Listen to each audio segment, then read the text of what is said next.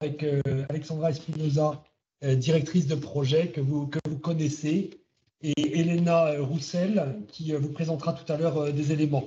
Nous avons en ligne Jean-Marc Bichat, qui est notre architecte urbaniste et qui vous présentera les fiches de l'eau de manière succincte. Merci de nous avoir rejoints à ce webinaire de lancement de la consultation de nos lots JC1 et JC2. Vous avez donc vu où il se situe, dans le ZEC du Moulon, en plein cœur, dans une zone particulièrement importante pour nous et pour ce projet, d'abord parce qu'il est au centre, parce qu'il est un jet de pierre d'établissement de classe mondiale, Centrale Supélec, et si ce n'était pas assez, l'École normale supérieure de Paris-Saclay aussi. Donc un environnement symbolique et académique très puissant. Je ne sais pas si ça envoie encore des ondes, mais les enfants qui habiteront là seront dans le meilleur univers intellectuel. Mais c'est surtout un endroit très unique pour nous dans nos actes du plateau de Saclay, parce qu'il côtoie, il est à la vue de la ferme du Moulon, qui est cette vieille ferme francilienne de grande taille qui raconte l'histoire du lieu, qui donne une très forte identité à cet endroit, et que nous avons donc choisi avec le maire communément pour en faire un cœur de vie de ce quartier, avec des visibilités depuis les routes sur cet endroit-là, depuis ces maisons, et avec un lieu extrêmement apaisé autour. Donc c'est vraiment un cadre unique. On n'en a pas deux comme ça à vous proposer sur le plateau. Donc les lots qui vous sont présentés vous seront présentés, je veux dire, plus en détail. Mais on souhaitait vous situer notre projet à cet endroit-là et nos ambitions. Je passe la parole au maire, Yann Cochetier. Merci, Monsieur Guépro. Bonjour à toutes et tous. La volonté de la ville et de l'établissement public d'aménagement sur ce territoire, comme le disait le directeur général, c'est que vous êtes dans un des endroits du quartier qui est un endroit assez stratégique et assez remarquable. Vous êtes tout d'abord à 2 pas de tous les équipements scolaires, avec une école qui est à quelques centaines de mètres. En 2026, un collège à vocation internationale qui permettra de compléter l'offre à l'échelle du campus urbain avec le lycée international de Palaiseau.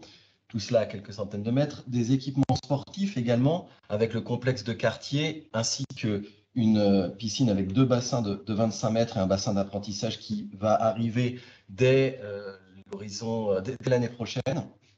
Vous avez également le cœur de quartier qui est à quelques centaines de mètres, voire dizaines de mètres, avec des commerces, une mairie annexe. Donc une accessibilité qui est assez remarquable à l'ensemble des commodités. Et puis bien entendu, à quelques centaines de mètres un peu plus à l'est, la future gare de la ligne 18 du métro J-Forcé. La volonté de la ville sur cette nouvelle partie du quartier de Moulon, c'est de l'inscrire dans son ADN, à savoir un quartier entre tradition et innovation. Tradition parce que GIF est la porte d'entrée ouest du parc naturel de la vallée de Chevreuse, et ce quartier s'ouvre directement sur les coteaux de la vallée de Chevreuse, avec une vue sur les coteaux boisés de cette vallée. Et puis également l'innovation, puisque vous êtes au cœur de l'ensemble du plus grand campus urbain de France, avec le siège de l'Université Paris-Saclay que l'on ne présente plus, première au classement de Shanghai en mathématiques, 15e et au classement général, et puis surtout seule université d'Europe au classement de Shanghai, dans les 20 premiers du classement de Shanghai. Donc véritablement une localisation assez exceptionnelle. Et la volonté de la ville sur cette partie du quartier, c'est d'y accueillir des familles avec des logements, on en parlera, plutôt généreux, une volonté d'affirmer un certain standing d'habitat sur cet îlot du quartier. Voilà en grande ligne la volonté de la ville partagée par le PA, et puis je crois que je passe la parole à Madame Espinosa pour la présentation plus détaillée du projet. Merci. Je reste sur cette image-là parce que pour nous c'est important, effectivement. C'est une troisième étape. C'est une troisième étape de la construction de ce quartier ce cœur de quartier Giffois. Donc les premiers milliers de logements familiaux qui ont été livrés en 2 phases, 2019 et 2021. Et puis, il y a 400 autres logements qui sont un peu plus au nord, donc ce qu'on appelle la phase 2 autour de l'école, avec 400 logements familiaux également, qui aujourd'hui sont au stade des permis et avec des démarrages travaux l'année prochaine. Donc, on est dans la continuité de cette dynamique résidentielle et on arrive effectivement, comme l'a dit Monsieur le maire, sur un secteur qui est pour nous un secteur particulièrement privilégié par ses qualités paysagères et patrimoniales. Dans l'image, rapidement quelques images, effectivement, pour vous rendre compte de ce que vient de dire Monsieur le maire et Martin. On est vraiment à 2 pas de toutes les aménités nécessaires pour bien vivre dans ce secteur-là. On est à moins de 5 minutes donc de l'école qui est livrée, elle, depuis 2019, du collège qui sera livré pour une rentrée en septembre 2026, le centre aquatique dont a parlé Monsieur le maire, et puis les images que vous voyez en dessous, c'est les commerces qui sont déjà bien présents dans une variété assez large. On a eu effectivement des retours plutôt positifs des habitants aujourd'hui qui habitent, avec un panel varié. Donc, on a un supermarché avec une belle surface de vente, on a une boulangerie, pressing, bibliothèque, librairie, pharmacie, McDo, et puis toute une offre assez variée de restauration. On est fiers également du cadre dans lequel on veut implanter ces futurs logements. Donc la ferme de Moulon que vous voyez là sur l'image en haut à gauche. Donc ça, c'est aujourd'hui telle qu'elle est, avec sa marque. On veut essayer de garder, et ça, Jean-Marc Bichat l'expliquera mieux que moi. Des aménagements de nos rues et de nos passages, comme on les appelle, avec une végétalisation qu'on veut la plus généreuse possible, et on pense qu'on va aller encore plus loin dans la production justement de nos espaces publics. Voilà, donc un cadre de vie paysager attractif. Donc les 2 lots qui sont en consultation, donc pour qu'il n'y ait aucune ambiguïté, c'est une seule consultation pour les 2 lots. Donc chaque opérateur répondra bien sur les 2 lots. Et pour chaque lot, effectivement, il y aura un architecte, monsieur Elena Roussel vous l'expliquera beaucoup plus en détail. Ces 2 lots-là, donc ça englobe environ 140 logements familiaux.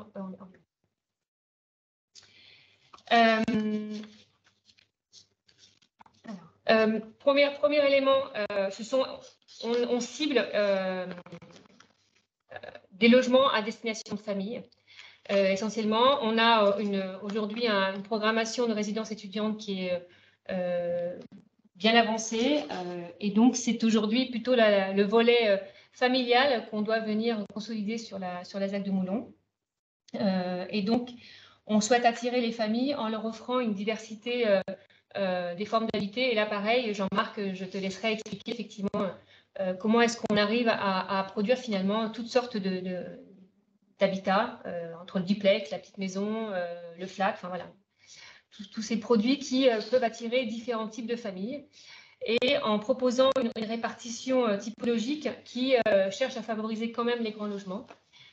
Donc il n'y aura pas de studios et une limitation des petits formats, donc 20% de T2.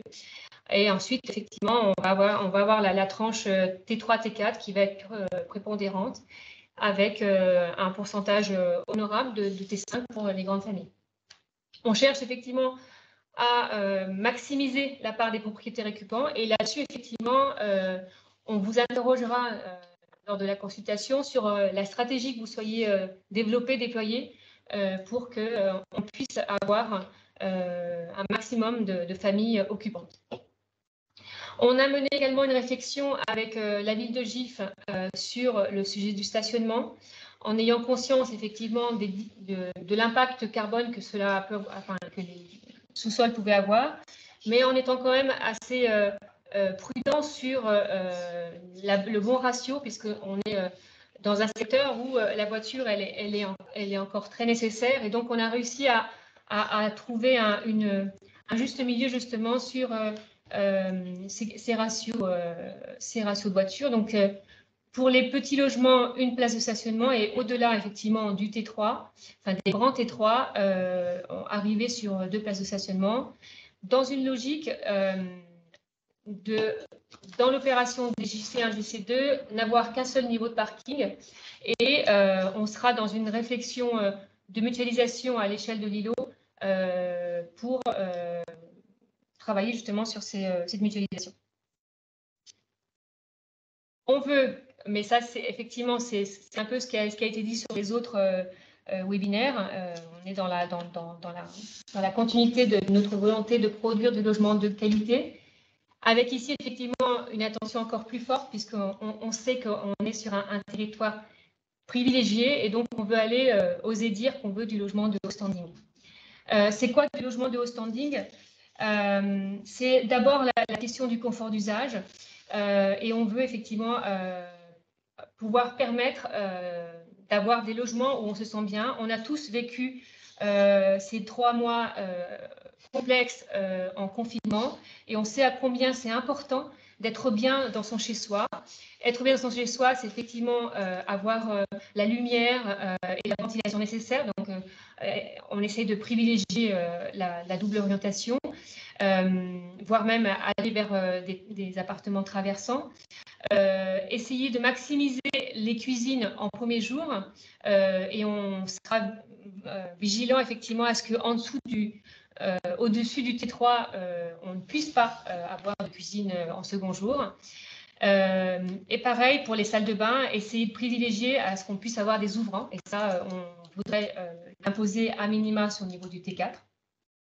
Et enfin, bien évidemment, tous les logements doivent être pourvus de rangements suffisants pour que les familles puissent se sentir bien dans leur appartement et que ça ne vienne pas effectivement déborder sur les loggias et donc prévoir effectivement les rangements suffisants. Le haut standing, c'est aussi pour nous des volumes généreux, donc des pièces de vie en fait qui sont suffisamment dimensionnées et conçues de manière à être facilement aménageables. On sait aujourd'hui qu'au-delà du confinement, il y a maintenant des modes d'habiter et de travailler qui sont beaucoup plus perméables et donc ça a la nécessité effectivement d'avoir des pièces qui permettent toutes nos fonctions à la maison, pouvoir travailler, pouvoir accueillir des amis. Et pour ça, effectivement, ça requiert effectivement qu'on ait des surfaces, des espaces de vie généreux. On s'est également posé la question de la hauteur sous plafond et la générosité. Elle passe aussi, nous semble-t-il, par donner un peu plus de hauteur pour notamment gagner la question de la lumière et le confort visuel. Le haut standing, c'est aussi les espaces communs, c'est-à-dire qu'entre sa maison où on est bien et puis l'extérieur, c'est bien d'avoir un certain nombre de seuils où on commence déjà à bien se sentir, mais ça, pour le coup, Jean-Marc en parlera également. Et donc, avoir des espaces de distribution qui soient éclairés et naturellement si possible. Enfin, voilà, c'est aller vers ça et avoir une conception soignée des halls d'entrée pour que dès l'entrée dans l'immeuble, on se sente bien. Et enfin, le sujet des espaces extérieurs bien mentionné, on a pu se rendre compte lors des périodes de confinement que les gens qui étaient bien lotis, c'est ceux qui effectivement avaient la capacité d'avoir des loggias, des balcons. Et donc, pour nous, c'est un élément important et on souhaite effectivement systématiser l'accès privatif à un espace extérieur.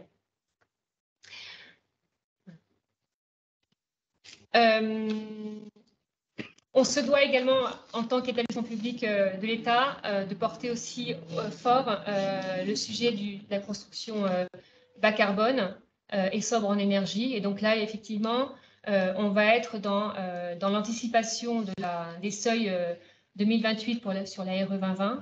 Alors, je vais vous épargner le détail de tout ça, mais voilà, il y a un certain nombre d'indicateurs sur lequel on veut monter on veut monter les curseurs, donc que ce soit sur les BBio, sur les consommations énergétiques, les recours aux énergies renouvelables et aux matériaux biosourcés, avec viser le niveau 3 du label biosourcé.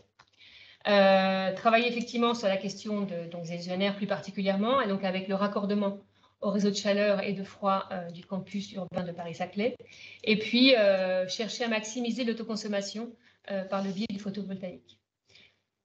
On est aussi dans une démarche de préservation des ressources naturelles en cherchant à maximiser les surfaces perméables et végétalisées. Donc là, c'est là où il y a un gros travail avec nos paysagistes et avec vos paysagistes pour permettre à ce que chaque lot puisse prévoir des espaces paysagers de qualité. La diversification effectivement des écosystèmes par des aménagements multistrates. Donc là, c'est là où vraiment il y a à travailler, mais là, pour le coup, Jean-Marc, peut-être que tu en diras un mot.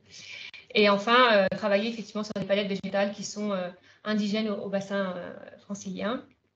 Et enfin, je terminerai par l'intégration de l'enjeu du confort d'été dès les premières phases de conception. On est très sensible à effectivement ce sujet-là. On essaie de trouver le bon équilibre entre des grandes fenêtres pour qu'il y ait ce confort visuel agréable et en même temps parer aux difficultés des conforts d'été dans lesquels on va se trouver de plus en plus. Et donc, il y a à travailler sur les bonnes protections solaires extérieures et on vous demandera effectivement dès la phase APS de nous fournir des simulations thermiques dynamiques. Voilà, j'ai terminé ma partie. Jean-Marc. Oui, bonjour, j'espère que vous m'entendez. La toile de fond a été posée. Dans cette opération, comme dans beaucoup, il y a donc effectivement un encadrement en termes de qualité architecturale et d'installation urbaine. Donc là, vous voyez le plan masse général de l'opération, on peut peut-être avancer. Avec ce site qui a été montré, donc effectivement, ça a été dit, c'est un peu des bijoux de famille, hein, dans un projet urbain de très grande ampleur qui est quand même fondé sur une idée d'urbanisation sur une trame, qui est donc une grille qu'avait installée donc l'équipe de Michel Desvignes et la fondation donc du projet du cluster. On rencontre ici une histoire très très ancienne avec la ferme et qu'on considère devoir protéger. Et donc la question, c'est non pas de dégrader cet espace, c'est de l'habiter. Et donc vous allez voir, on s'installe donc en bordure de ces espaces magnifiques. Donc là, vous voyez le terrain, hein, donc les bâtiments vont être conservés et réhabilités. On essaye de préserver le maximum tout le système hydraulique qui est assez subtil sur le plateau, quasiment renvoie à Louis XIV. Là, tu vas très vite, mais ce n'est pas très grave. Et donc, il y a tout un système arboré. Donc, il y a aussi une manière de construire, une manière de s'installer ici avec, on va dire, douceur. Donc, le projet urbain, il est pensé sur des choses très, très simples. Il y a un ordre des rues nord-sud, c'est des petits schémas à gauche, qui vise donc à favoriser la relation entre plateau et vallée. Vous verrez, il y a une topographie, il y a un paysage agricole, il y a un paysage de la vallée, un paysage forestier. Et donc là, c'est plutôt des bâtiments qui sont implantés et construits en continu. Et sur les rues est-ouest, on est plutôt discontinu. Et vous avez le petit schéma à droite. Donc là, oui, le schéma du milieu, vous voyez les deux parcelles qui viennent donc se mettre, donc, grosso modo, entre rue et jardin, hein, le jardin à dimension publique, le jardin de la ferme. Et vous avez à droite cette particularité de ce jardin qui fait partie un peu du chemin des écoliers. Vous voyez, il y a toute une espèce de promenade douce qui permet de rejoindre l'école, d'aller voir le gymnase, enfin bref, qui est une espèce d'armature comme ça, équipée et douce en dehors des rues. On peut avancer. Voilà, donc vous avez d'autres schémas qui présentent ça. Ça dit à peu près la même chose. Ça dit aussi que sur le flanc, bon, ce qu'on dit ce dessin, sur le flanc gauche, c'est-à-dire sur le flanc ouest, vous avez la plaine communale, qui est un grand espace récréatif sur lequel vous aurez le complexe sportif qu'on voit ici, vous avez les centres aquatiques, et on voit bien que ces espaces s'articulent avec cette ambition du cluster, c'est-à-dire avec le monde universitaire, puisque sur la partie haute, vous avez le centre omnisport, qui a une dimension beaucoup plus universitaire et qui est réalisé aujourd'hui, vous pouvez voir sur le site, et vous avez le projet de collège, qui est donc en cours d'étude, actuellement.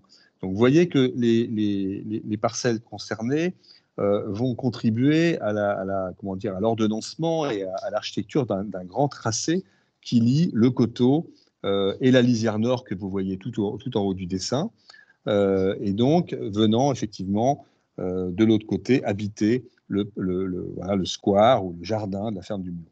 Avancer.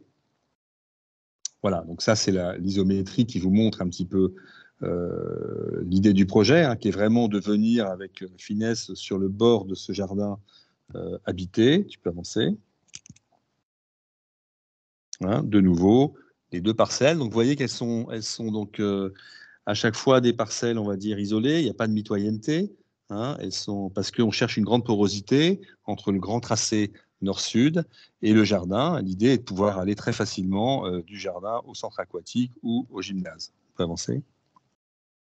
Voilà, donc il y a cette question de la diversité typologique, qui est une chose qu'on a essayé d'imprimer dans le projet urbain quand nous sommes arrivés, qui est aussi une question extrêmement importante parce que ça permet d'offrir une diversité de logements. Hein, donc habiter le sol, c'est pas habiter le ciel, habiter l'immeuble, c'est encore autre chose. Donc il y a cette ambition aussi de pouvoir, comment dire, convoquer une tradition quand même de la vallée, hein, qui est quand même l'habitat individuel, et de contribuer, hein, parce que derrière cette idée de logement de standing, c'est pas pour, voilà, c'est surtout pour mobiliser un habitat qui permet de durer en quelque sorte sur le site et d'arriver donc à être, comment dire, attractif pour tous les chercheurs et toute la communauté scientifique, économique, que draine finalement cette ambition du projet du plateau de Saclay. Donc vraiment, il y a cette ambition de fabriquer des logements qui font que ces gens-là vont venir ici et pas forcément aller à Versailles ou à l'autre bout du territoire francilien, puisque ce plateau étant très bien connecté, ça peut être le risque. Donc voilà, c'est vraiment ça qui est recherché. Donc il y a effectivement ce que vous voyez dans les deux petites images à droite, c'est qui sont l'expérience un peu zurichoise, puisque nous avons été voyager avec les élus à Zurich pour montrer un peu cette qualité du logement standing. Donc c'est habiter le sol et le jardin, et donc c'est habiter avec les autres. Donc c'est toute la question de l'intimité dans un ensemble où on est plusieurs. On peut avancer. Oui, pardon, je peux peut-être juste dire que la petite coupe que vous voyez là en haut, en fait, à gauche, vous avez la rue, qui est donc le grand tracé nord-sud, et à droite, vous avez le jardin de la ferme. Hein. Et donc l'idée, c'est qu'effectivement, les maisons, par exemple, échelle basse, qui vont délimiter le jardin de la ferme, grosso modo dans les mêmes échelles que la ferme, laissent aussi la vue passer pour les immeubles qui sont derrière. On peut avancer? Ah, c'est bloqué. Donc après, il y a une question qui est celle de, comment dire, de la révolution architecturale qu'induit le nouveau régime climatique, comme dirait Bruno Latour, qui est donc effectivement que l'architecture lourde, solide, qui a imprimé voilà, les paysages urbains depuis les années 50 avec le béton, sont aujourd'hui totalement questionnés avec la structure bois. Donc, on est dans cette recherche qui est une espèce de laboratoire, c'est absolument passionnant, dont on commence à voir d'ailleurs un petit peu les possibilités, hein, aussi dans des contraintes économiques que vous connaissez comme nous, d'arriver à concilier une pérennité, ce qui n'est pas la durabilité, hein, c'est une pérennité des façades avec les enjeux de durabilité, et une solidité de ces façades sur des parties de rez-de-chaussée. Voilà. Donc il y a un gros travail qui a été mené sur lequel on pourra rééchanger ensemble pour essayer de trouver les meilleures solutions qui renvoient un peu à des filières, à des logiques constructives et donc à une architecture qu'on partage aussi avec les élus parce qu'évidemment on a un peu un changement de paysage par rapport aux habitudes prises depuis une cinquantaine d'années. On peut avancer? Voilà, donc dans cette question-là, il y a la question complexe effectivement de la question de ce que j'appelle la façade diplomatique, c'est-à-dire des extensions des logements, des extérieurs, de protéger ces terrasses, du toit qu'on peut habiter, et avec ce grand souci, effectivement, ce qui n'est pas forcément montré sur ces photos, mais que quand on y a une terrasse ou une loggia, elle doit produire de l'intimité pour éviter que les canisses et autres produits de chez Castorama inondent le paysage du Moulon. Avancer. L'autre élément, c'est effectivement la question du rez-de-chaussée. Donc, nous, on est très intéressés sur le fait d'habiter les rues et de réfléchir à la manière d'habiter les rues. C'est une grande question puisque vous n'aurez pas de commerce donc programmés sur ces linéaires qui seront sur rue. Hein, ça sera facile côté jardin, mais côté rue, c'est plus difficile. Donc, il y a des recherches. On a notamment sur les parties nord, où on a déjà 2 opérations qui sont en cours. Il y a des logiques, si vous voulez, de duplex qui ont adresse sur rue. Il y a des logiques de petits portillons qui permettent d'accéder à des loggias qui donnent sur rue et qui permettent de protéger le logement qui est au rez-de-chaussée. Bref, il y a tout un dispositif à inventer qui est à la fois pour donner du confort au logement et à la fois pour donner comment dire, une urbanité à la rue, hein, au sens du XVIIIe siècle, c'est-à-dire une espèce de relation positive et qualitative, ce qui est très compliqué dans notre société qui est de plus en plus clivée et comment dire, inquiète de la sécurité. On le voit bien ces derniers jours. On peut avancer. Voilà, et puis évidemment, les espaces extérieurs ne sont pas déduits, sont pensés comme une matière première de la fabrication des formes urbaines. Donc on est beaucoup au moulon dans la continuité du travail qu'avait mené Michel Leving sur des systèmes à cours, hein, qui sont des systèmes à court-jardin. Bon, il y a un magnifique ensemble de la photo en haut à gauche à Copenhague, que vous connaissez peut-être, qui montre un exemple de cours. Et donc ces cours, c'est effectivement des milieux, des systèmes plantés qui sont très importants pour le confort, notamment pour la lumière et la chaleur, et qui sont les lieux de la gestion de l'eau. Donc chez nous, il n'y a pas de pompe de relevage, il n'y a pas de... L'eau est un élément de conception. Mon co-traitant, qui est d'ailleurs mon mandateur, Christophe Delmar, c'est l'histoire de sa vie, la question de l'eau. Donc il sera là pour vous aider à traiter cette question qui est très importante pour le projet. On peut avancer. Et puis les halls, bon, on en a parlé, donc on essaye évidemment d'éclairer les halls, d'avoir une pensée un peu de la grande époque sur ces distributions. Donc c'est évidemment indispensable pour les logements bas. C'est très souhaitable. Enfin, de mémoire, on a en même temps cadré strictement et en même temps on a mis en parallèle la question du logement, parce que parfois le fait de éclairer par exemple en second jour la cage donne des possibilités de qualité de logement qui sont appréciables. Donc il y a un jeu un peu subtil entre la distribution et sa qualité et le logement. Mais c'est pour nous très très important. Les vélos, comme vous le savez, sont devenus une surface et un programme très important pour faire vivre les rez-de-chaussée. Et puis on a souvent des dispositifs de Porsche, parce qu'effectivement on passe de la rue à la cour. Et donc on passe de la rue à la cour à travers un rez-de-chaussée, ce qui est une manière aussi de donner de la transparence entre la rue et le jardin, en quelque sorte. Donc la distribution est effectivement pour nous assez fondamentale. On peut avancer. C'est le lieu du commun, quoi. Voilà, je pense que je vous ai tracé en très peu de temps le cadre. Merci Jean-Marc. Merci Jean-Marc. Cette dernière partie de webinaire, donc on va vous présenter le déroulé de la consultation et les modalités pratiques pour les opérateurs et pour les architectes pour répondre à cette consultation. Donc voici le focus sur le déroulé de la consultation. On a une première phase de candidature à la fois pour les opérateurs et les architectes. Donc, à l'issue de cette phase de candidature, il y aura 4 opérateurs qui seront retenus et une shortlist d'architectes, donc 32 agences maximum qui seront retenues à l'issue de la phase candidature. Pour ceux qui ont déjà candidaté sur le moulon, en fait, sur la phase suivante, en fait, c'est un petit peu une nouveauté, puisque il y aura une phase d'association des opérateurs et des maîtrises d'œuvre pendant un certain temps, où en fait chaque opérateur retenu, donc les 4, devra choisir 2 maîtrises d'œuvre pour composer son groupement pour le JC1 JC2. Pour la composition des groupements de maîtrise d'œuvre, en fait, on laisse le choix aux agences de candidater soit seules, soit en binôme d'agences. Avec un principe quand même qui est celui de l'exclusivité. Donc, en fait, si une même agence, un binôme d'agences ne peut être, elle peut être retenue que sur un seul lot, et elle pourra être choisie par un seul opérateur. Donc, si un opérateur choisit la même agence d'architecture, c'est le maître d'œuvre qui choisira le groupement avec lequel il souhaitera partir.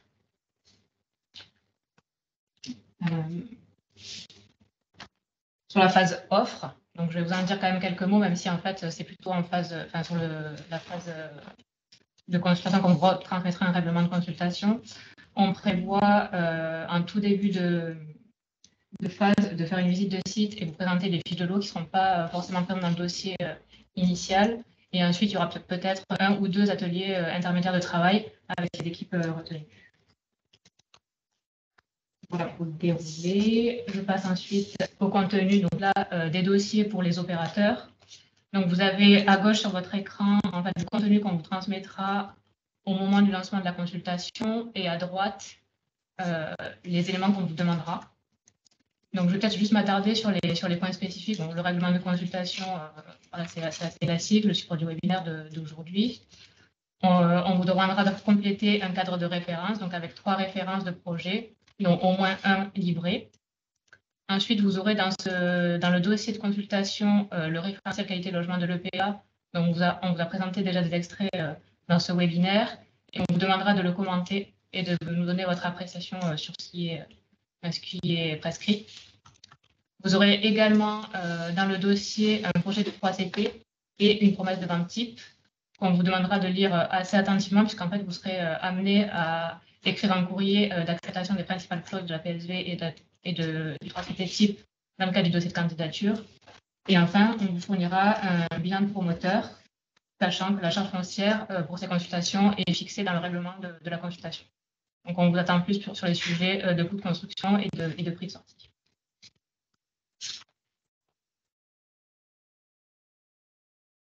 Donc, pour les maîtres d'œuvre, il y a des éléments communs avec le dossier des opérateurs. Je vais peut-être m'attarder juste sur les éléments nouveaux. Donc, on a un tableau de candidature, puisque vu qu'on est sur 2 possibilités de candidater, en fait, on vous demandera de bien nous préciser si vous postulez si vous candidatez sur le lot numéro JC1, JC2 ou sur les 2. Et si vous candidatez en binôme, de bien inscrire le nom de l'agence avec laquelle vous candidatez. Dans le dossier que vous devrez nous remettre, pour les architectes, on demande 4 références. Si vous répondez en binôme, il faudra nous fournir pour les 2 agences 4 références de projet. En fait, la totalité du dossier est à fournir par les 2 agences, sauf la note de motivation qui sera commune aux 2 agences.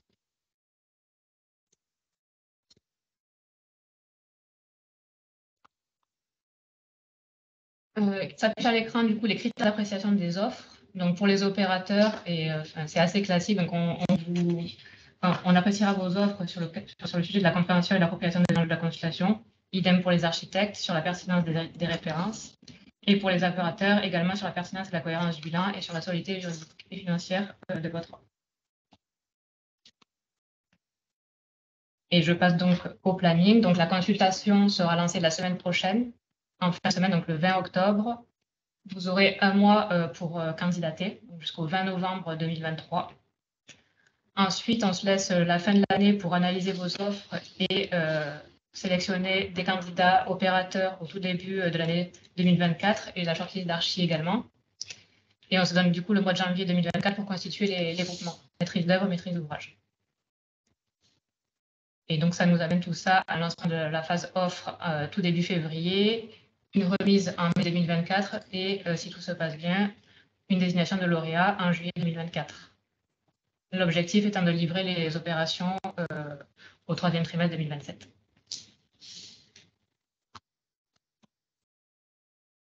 Et pour terminer, donc les modalités pratiques pour pouvoir retirer, poser des questions ou déposer un dossier de candidature. Donc, tout se passe sur la même adresse mail qui est dédiée à la consultation et qui s'affiche sur votre écran.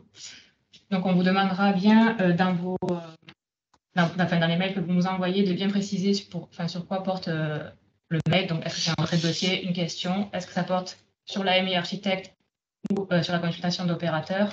Et c'est pour nous faciliter le travail aussi et de pouvoir vous répondre dans les meilleurs délais. Donc là, vous avez à l'écran les objets de mail type que vous aurez aussi dans le règlement de consultation et on vous demande de bien le respecter pour pouvoir bien trier vos messages. Merci Léna, c'est clair. Est-ce qu'il y a des questions?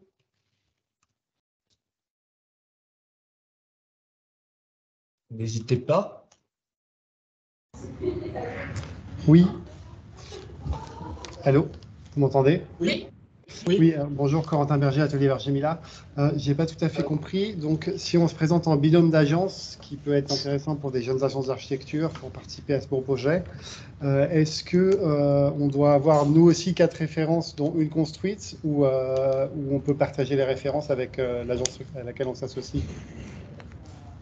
On va avoir 4 références, dont une construite. D'accord. Pour les 2. Je vous remercie.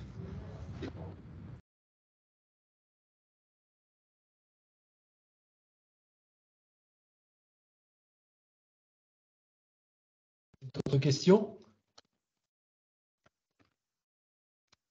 Voilà, écoutez, on souhaitait vous présenter déjà ce magnifique site. Vous avez compris que c'est notre enfant chéri, qu'il est particulièrement soigné parce qu'un site comme ça, on n'en a pas deux. Il est particulièrement bien doté à sa naissance parce que le site est unique avec cette ferme, mais surtout parce que le métro plus les équipements publics incroyables, honnêtement, qu'il y a autour, plus une ambiance très singulière, enfin unique, hein, ces grands établissements qui sont autour, le commerce qui est déjà arrivé, bah, ça en fait un rare lieu complet. Je crois que c'est la première fois de l'histoire de notre plateau de Saclay qu'on peut présenter quelque chose aussi mature comme environnement. L'arrivée des personnes se fera à la date où nous sommes aujourd'hui, après le métro. Donc vraiment, ils seront totalement, et évidemment les équipements publics, donc ils seront totalement complets au moment de la livraison, ce qui est impressionnant. Et ils arrivent évidemment à un moment où il y a déjà quand même pas mal de logements qui ont été livrés, et d'autres le seront encore après, mais c'est déjà une vraie forme urbaine dans laquelle ils viennent s'insérer. Voilà, c'est pour ça qu'on est très exigeant derrière sur la qualité hein, qu'on attend de vous, dans les dossiers bien sûr, mais aussi dans les prestations, dans la qualité, dans le soin apporté à chacun des aspects d'insertion, d'intégration de matériaux, de fonctionnalité, voilà, et de traitement des éléments de vue. Vous avez compris qu'on va rentrer vraiment dans un assez grand détail. Voilà, ben je vous remercie et je vous souhaite bon travail pour nous mettre des copies d'ici un mois. Merci. Merci. Merci. Merci.